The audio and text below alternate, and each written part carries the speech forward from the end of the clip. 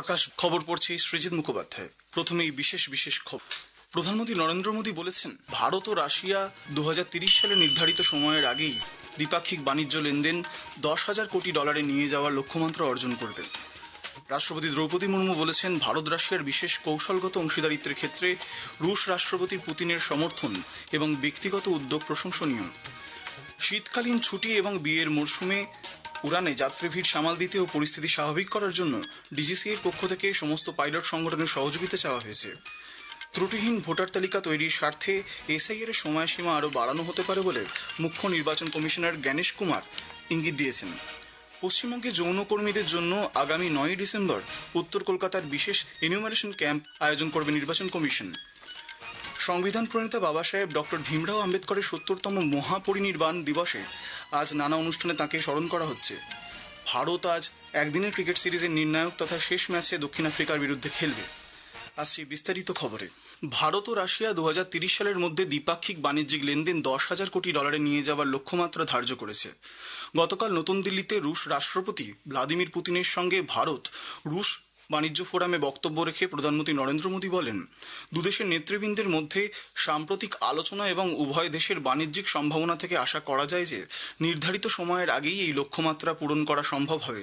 প্রধানমন্ত্রী জানান, দুদেশের মধ্যে বাণিজ্যিক লেনদেনের নীতি পদ্ধতি সরলীকরণ করা হচ্ছে।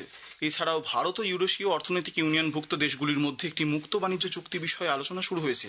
তিনি জানান, বাণিজ্য বা কূটনৈতিক সম্পর্ক এই উভয় ক্ষেত্রেই দুদেশের মধ্যে সম্পর্কের ভিত্তি আস্থা তৈরি হচ্ছে।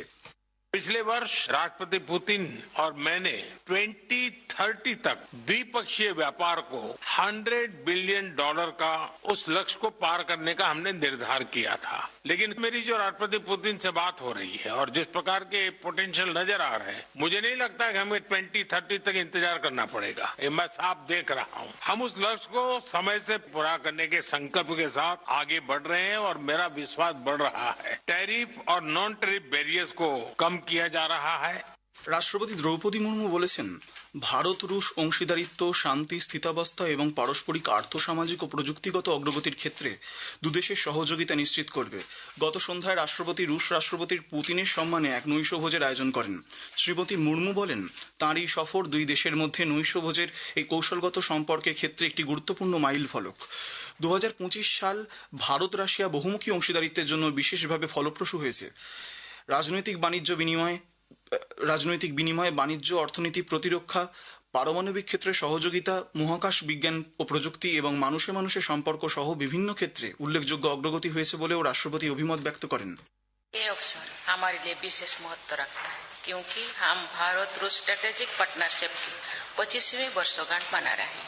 एक ऐसी साझेदारी जिसकी नींव अक्टूबर 2000 में महामहिम राष्ट्रपति पुतिन की भारत यात्रा के दौरान पड़ी थी और जिसे वर्ष 2010 में special and privilege strategic partnership के स्तर तक उन्नत किया गया।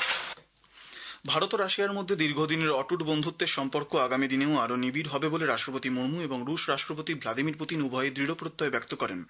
দুদিনের ভারত সফর শেষে গতরাতেই রুশ রাষ্ট্রপতি পুতিন রাশিয়ার উদ্দেশ্যে রওনা হয়েছেন। বিদেশমন্ত্রী ডক্টর এস জয়শঙ্কর বায়ুসেনার পালাম বিমানবন্দরে তাকে বিদায় জানাতে উপস্থিত ছিলেন। রাশিয়ার তেল রপ্তানির জন্য পশ্চিমী সামুদ্রিক পরিষেবা সম্পূর্ণভাবে নিষিদ্ধ করার বিষয়ে G7 এবং ইউরোপীয় ইউনিয়ন আলোচনা চালিয়ে যাচ্ছে। এই পদক্ষেপের লক্ষ্য হল ইউক্রেনে রাশিয়ার যুদ্ধ চালিয়ে যাওয়ার ক্ষেত্রে অর্থায়নের জন্য ব্যবহৃত রাজস্ব হ্রাস করা। বর্তমানে রাশিয়ার মোট রপ্তানিকৃত তেলের 1/3 বেশি পশ্চিমী জাহাজের মাধ্যমে পরিবাহিত হয়, যার বেশিরভাগই যায় ভারত ও চীনে। প্রস্তাবিত নিষেধাজ্ঞা কার্যকর হলে গ্রিস, সাইপ্রাস এবং মাল্টার মতো ইউ গোষ্ঠীর নৌবহরগুলির ওপর প্রভাব পড়বে। ফলে রাশিয়াকে আরও বেশি স্যাডোফ্লিপ বা অনিয়ন্ত্রিত জাহাজের উপর নির্ভর করতে হতে পারে। বিশ্লেষকদের মতে 2025 সালের অক্টোবর মাসেই রাশিয়া তার 44% তেল এই স্যাডোফ্লিটের মাধ্যমে রপ্তানি করেছে।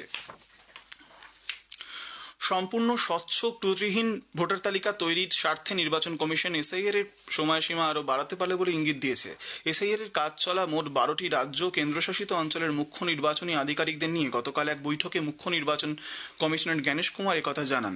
এসআইআর এর কাজের জন্য সময়সীমা বাড়াতে হলে সংশ্লিষ্ট রাজ্যের সিইও দপ্তরকে নির্বাচন কমিশনের কাছে বিষয়টি সুপারিশ করতে বলা হয়েছে।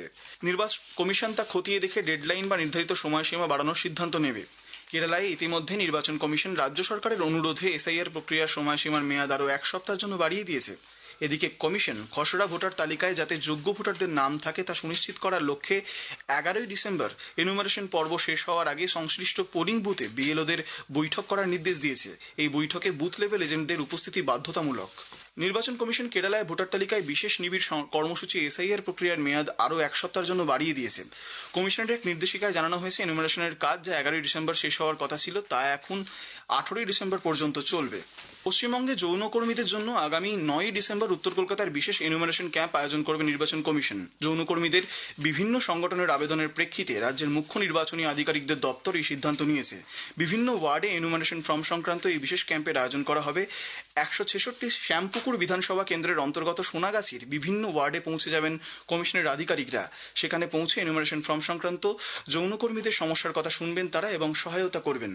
কেন্দ্রীয় স্বরাষ্ট্র ও সমবায় মন্ত্রী অমিত শাহ আজ গুজরাটের বানাস ডেয়ারিতে সমবায় মন্ত্রকের সংসদীয় উপদেষ্টা কমিটির তৃতীয় বৈঠকে পৌরোহিত্য করবেন।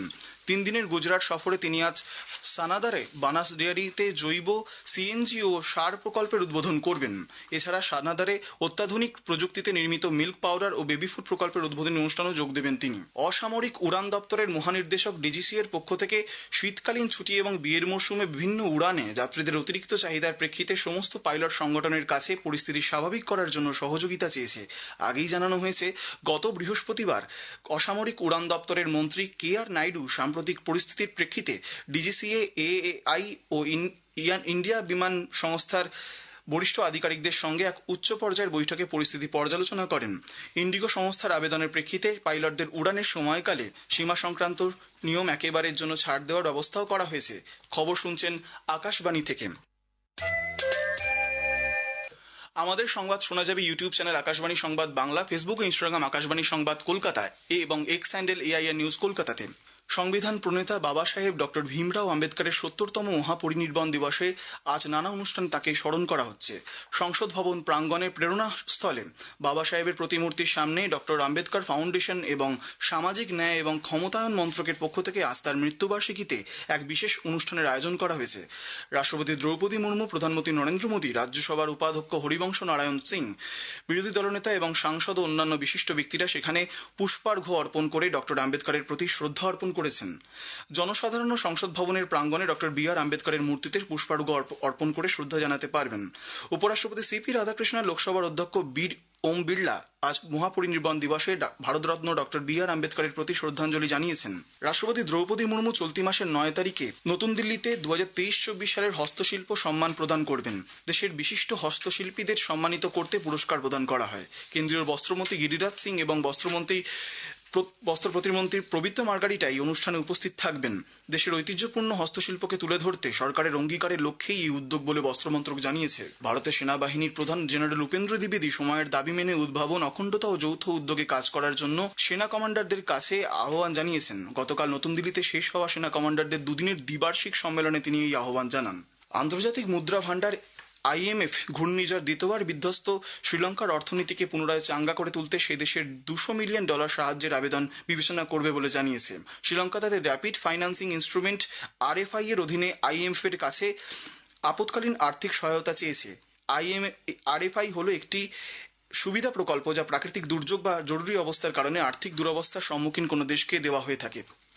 ভারত আজ একদিনের ক্রিকেট সিরিজের তৃতীয় তথা শেষ ম্যাচে দক্ষিণ আফ্রিকার বিরুদ্ধে খেলবে। দক্ষিণ বিশাখাপত্তনমের ACA VDCA স্টেডিয়ামে খেলা শুরু হবে দুপুর 1:30টায়। রাঁচিতে প্রথম ম্যাচে ভারত 17 রানে দক্ষিণ আফ্রিকাকে হারিয়ে দেয়। রায়পুরে দ্বিতীয় ম্যাচে দক্ষিণ আফ্রিকাকে ভারত 4 উইকেটে হারিয়ে দিয়েছিল। শেষ করার আগে বিশেষ খবরের কিছু অংশ। প্রধানমন্ত্রী নরেন্দ্র মোদী বলেছেন, ভারত ও রাশিয়া 2030 সালের নির্ধারিত সময়ের আগেই দ্বিপাক্ষিক বাণিজ্য লেনদেন $10,000 কোটি নিয়ে যাওয়ার লক্ষ্যমাত্রা অর্জন করবে। রাষ্ট্রপতি দ্রৌপদী মুর্মু বলেছেন, ভারত রাশিয়ার বিশেষ কৌশলগত অংশীদারিত্বের ক্ষেত্রে রুশ রাষ্ট্রপতি পুতিনের সমর্থন এবং ব্যক্তিগত উদ্যোগ প্রশংসনীয়। খবর শেষ হলো, এরপরেই শুনুন স্থানীয় সংবাদ।